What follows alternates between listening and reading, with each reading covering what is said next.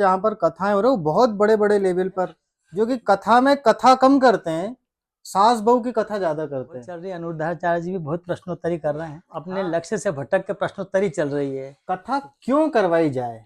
पैसा कमाने के लिए, हमने जो लोग हैं उनको ज्ञान देने के लिए, उनके जीवन का उद्धार करने के लिए। मैंने कथा करने वाला नहीं चाहता कि मैं कथा कराऊं तुम्हें सुनना पड़ेगी, वहां तो वो सुनने वाले से पूछना तुम क्या सुनना चाहते हो। पर वो हमारी टीम है तो माइक वालों को भी देना पड़ता है, तो टेंट वालों को भी देना पड़ता है, तो कलाकार है इनको पेमेंट करना पड़ता है, तो हमारे स्टार लगते हैं। कथा नहीं चाहिए, उन्हें आनंद चाहिए। इसके शास्त्र में कहा लिखा रहा है कि लड़के लड़की मिलकर जवान लोग नृत्य करें और माता जी खुश होगी। मूल उद्देश्य मैंने आपको बताया कि हम धर्म को धर्म रहने देना है, मनोरंजन को मनोरंजन रहने देना है। आपको मनोरंजन करना है, आप डिस्को डांस में जाइए, डिस्को करवाइए, आप नृत्य कर दिए, आप सांस्कृतिक कार्यक्रम रखिए, खूब नाचे कूदिए। दूसरा, कुछ लाइट में आने के लिए बड़े बड़े नेता हैं या कुछ सेठ हैं या साहूकार है जिनका नाम उन्हें फलाने की तरफ से कथा हो रही है या ढिकाने ने ये कथा करवाई है, 5 लाख खर्च करे हैं, गरबे में कपल नाच रहे हैं। गरबा क्या, माता जी ने बोला सब पति पत्नी गरबे मिलकर सब नाचो कूदो डांडे चलाओ।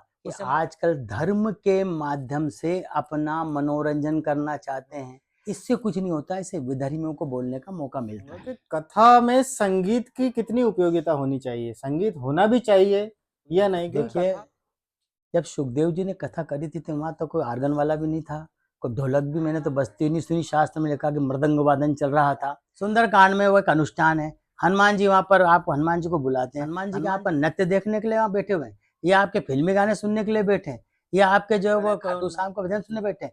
वो तो राम के नाम के रसिया हैं। 30 दोहे के बाद पोहे खा रहे हैं, जलेबी खा रहे हैं। इसके बाद सुंदरकांड वापस हो गया। अब आपका मुंह झूठा है क्या अच्छा है, आपने कुल्ला करा लेकर आप तो बैठ गए। तो ये अनुष्ठान। जय सिया राम बंधुओं, आज हम आए हैं हमारे राजगढ़ वाले गुरुजी के पास में, जो कि गुरुजी का वर्तमान आवास ब्यावरा में है। तो कुछ मेरे प्रश्न हैं और गुरुजी के कुछ आंसर हैं, उत्तर हैं, जो कि धर्म से संबंधित है, जिनका हम सभी को अनुकरण करना चाहिए। तो गुरुदेव को चरण वंदन।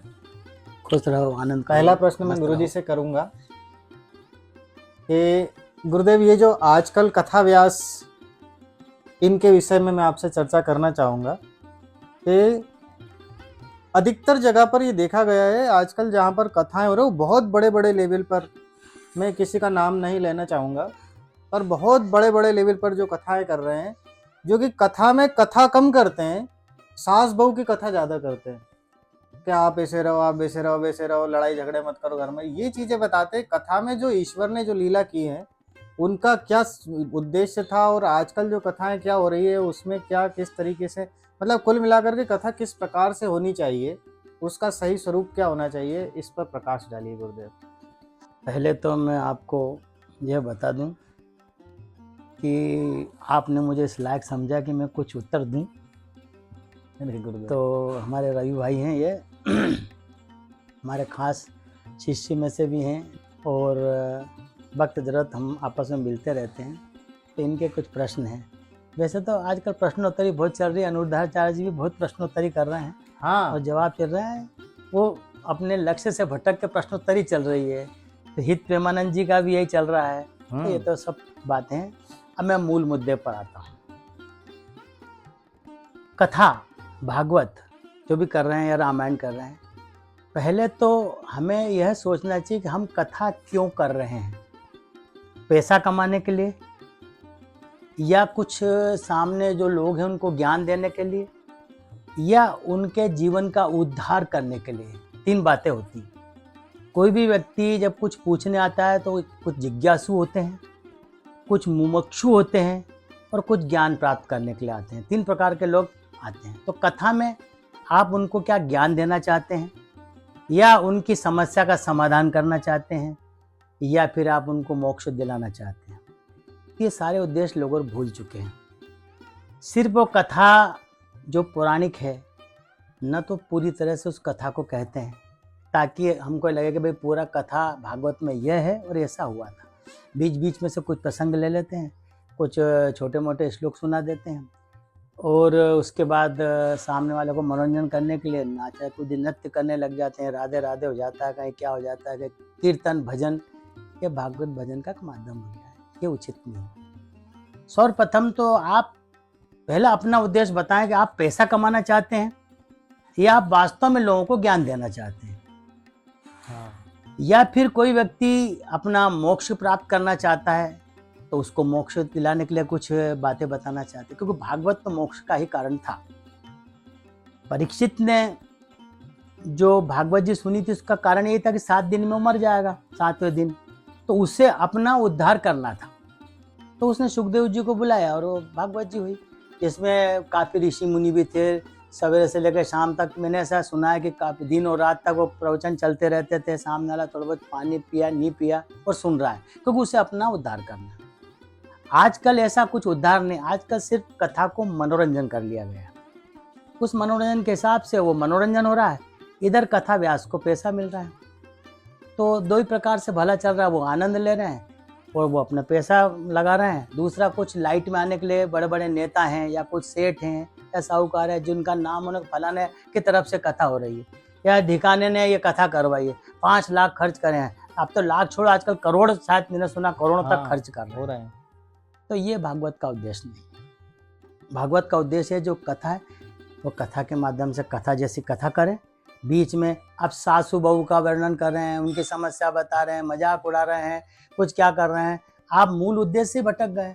सास बहू तो जिंदगी भर चलती रहेगी, पति पत्नी की लड़ाई चलती रहेगी, बच्चे ये तो, या फिर समाज सुधार की बात कर रहे हैं तो फिर आप कथा बंद करें। भागवत जी का नाम रखा, आप समाज सुधार करें, आपसे लोगों को निर्देशन दें कि आपको ऐसा करना चाहिए, वैसा करना चाहिए। आजकल क्या हो रहा है ये बताइए, कथा के माध्यम से क्यों, भागवत के माध्यम से क्यों आप मंच भागवत का ले रहे हैं और समस्याएं आज की जो बता रहे हैं, तो ये उचित नहीं। गुरुदेव, इसमें मैं एक प्रश्न और करना चाहूँगा कि कथा में संगीत की कितनी उपयोगिता होनी चाहिए, संगीत होना भी चाहिए या नहीं? क्योंकि कथा तो मतलब एक तरीके से ईश्वर की वाणी है, ईश्वर जो कहना चाहते हैं उसका माध्यम हमें कथा के रूप से समझाया जाता है, तो इसमें संगीत कितना उपयोगी हो सकता है? देखिए, जब सुखदेव जी ने कथा करी थी तो वहाँ तो कोई आर्गन वाला भी नहीं था, कोई ढोलक भी मैंने तो बजती नहीं सुनी। शास्त्र में लिखा कि मृदंग वादन चल रहा था या कोई सितार बज रहा था, वो कोई ऋषि मुनि सितार बजा रहे थे, फिर सुखदेव जी थोड़े देर से विश्राम लेते थे, इसके बाद प्रवचन होता था, फिर कोई सितार में बढ़िया भजन धुन होता था, ऐसा नहीं।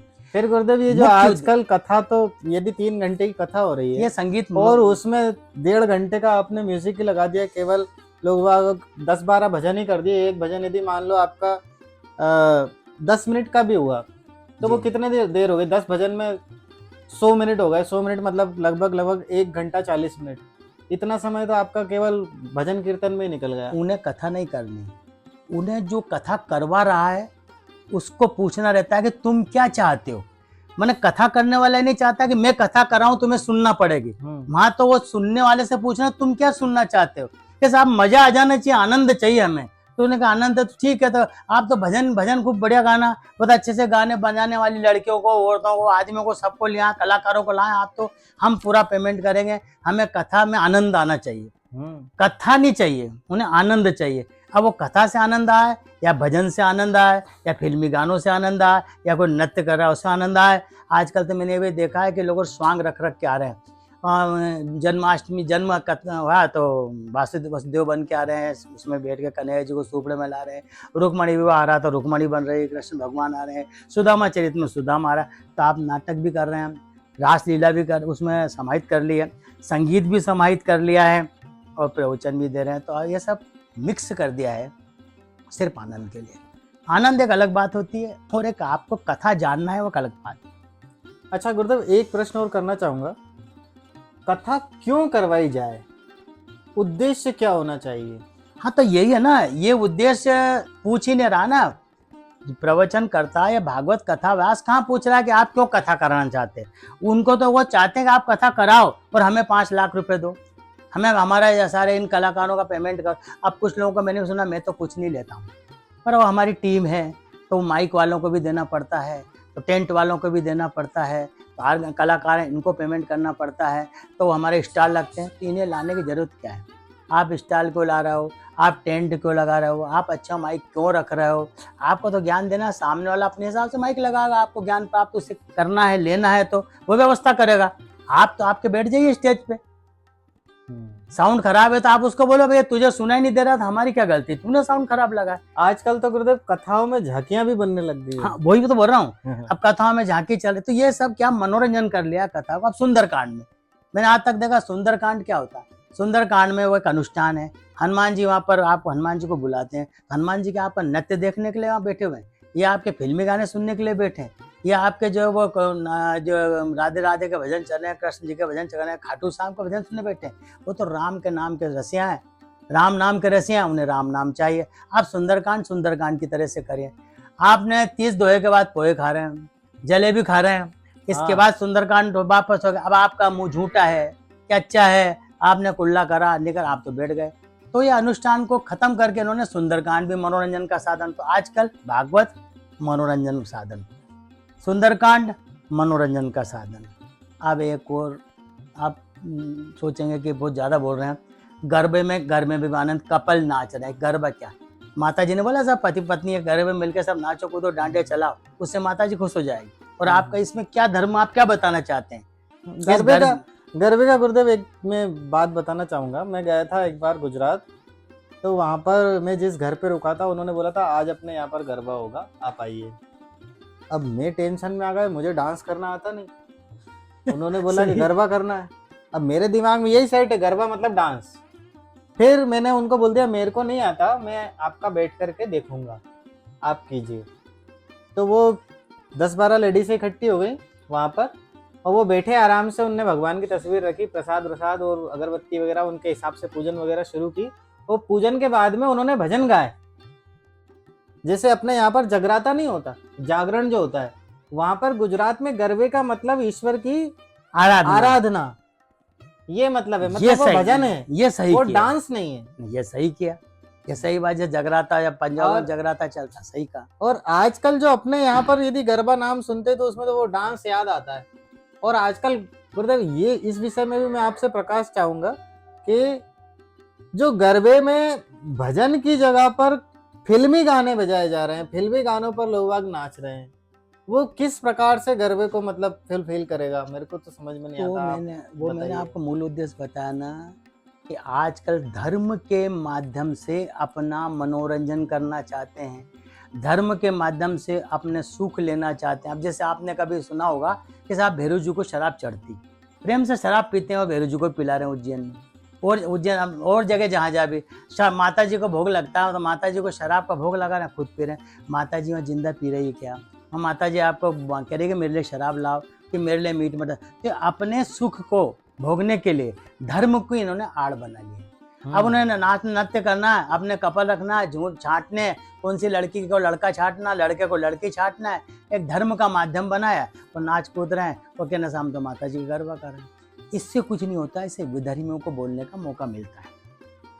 आपका सनातन धर्म में कहाँ के शास्त्र में कहाँ लिखा रहा है कि साहब ऐसा आप गरबे करें और लड़के लड़की मिलकर कपल बिल्कुल जवान लोग नृत्य करें और माता जी खुश होगी? ऐसा नहीं, ये कहीं भी शास्त्र में नहीं, ऐसा किसी भी शास्त्र में नहीं लिखा कि सुंदरकांड करें नाच नृत्य कूद करके। हाँ, एक भक्ति भाव में एक नृत्य है, पर वो नृत्य है, उसमें कोई फिल्मी गाने नहीं, वो भाव विभोर होकर नृत्य करते हैं, वो अलग बात है, वो एक भक्ति भाव है। पर एक प्रदर्शन पाखंड दूसरों को दिखा के करना, ये प्रदर्शन पाखंड हो गया। आजकल तो गुरुदेव लोग बाग प्रोग्राम में इतना बढ़िया सज धज के जाते ही इसलिए कि हम नृत्य करेंगे, हमारा वीडियो बनेगा। तो यह सब गलत है। मूल उद्देश्य मैंने आपको बताया कि हमको धर्म को धर्म रहने देना है, मनोरंजन को मनोरंजन रहने देना है। आपको मनोरंजन करना है, आप डिस्को डांस में जाइए, डिस्को करवाइए, आप नृत्य कर दिए, आप सांस्कृतिक कार्यक्रम रखिए, खूब नाचे कूदिए, लेकिन धर्म की आड़ में धार्मिक नहीं होना चाहिए। धर्म की आड़ में क्यों? हाँ, माता जी की मूर्ति रख के आप क्यों इस तरह का काम कर रहे हैं? गणेश जी की मूर्ति रख के क्यों आप इस तरह का काम कर रहे हैं? क्यों आप जो प्रवचन भागवत जी चल रही है, भागवत में कथाव्यास बैठा और चीपिया बज रहा है, तो उचक उचक के कलाकार ढोलक से नीचे उतरा, कुछ फुहड़ तरीके से, कुछ औरतें आजकल कथा। एक तो मुझे ये भी है कि इसका कुछ सर्टिफिकेट होना चाहिए, परीक्षा होना चाहिए कि भागवत कथा व्यास यदि उस पर बैठा है, कथा व्यास गादी पे, तो उसको भागवत का नॉलेज होना चाहिए, कितने श्लोक हैं, इसमें क्या है, कैसे बोलना है, क्या बोलना है, व्यास पीठ की क्या मर्यादा करना है, साफा बांध लिया है, गुलाबी कुर्ता, नीला कुर्ता, फजा कुर्ता, चाम माला लपक के खूब फूल माला, जूड़ा बांध रहे हैं, कुछ भी कर रहे हैं, ये क्या है? कथा व्यास की मर्यादा से रहे। एक उसकी व्यावसायिक ड्रेस रखे, सफेद वस्त्र पहने, पीले वस्त्र पहने, और अपने ये साफा बांधना ना, किलंगी वाले साफे, मुकुट लगा रहे हैं, तो तुम करना क्या चाहते हो? सिर्फ पाखंड बता रहे हो अपने। नीले कुर्ते, पीले कुर्ते, हरे कुर्ते, ये क्या है? ये कथा व्यास कभी ऐसे हमारे ऋषि मुनि शुक्राचार्य जी और ये आपके सुखदेव जी क्या वो कुर्ते बड़े सिले सिलाए बड़े चमकीले पहन के बैठते थे क्या? वो हार माला गले में डाल के बिल्कुल ऐसे कथा व्यास बन के बैठते थे? नहीं। उनको तो वो क्या है कि हमारा कथा व्यास का उद्देश्य है उससे कुछ सामने वाले को ज्ञान देना। श्रोता का काम है उस ज्ञान को लेना, इसमें प्रदर्शन बीच में नहीं होना चाहिए। पर आजकल कथा व्यास भी दिखावा करना पसंद कर रहे हैं, पब्लिक को मनोरंजन चाहिए।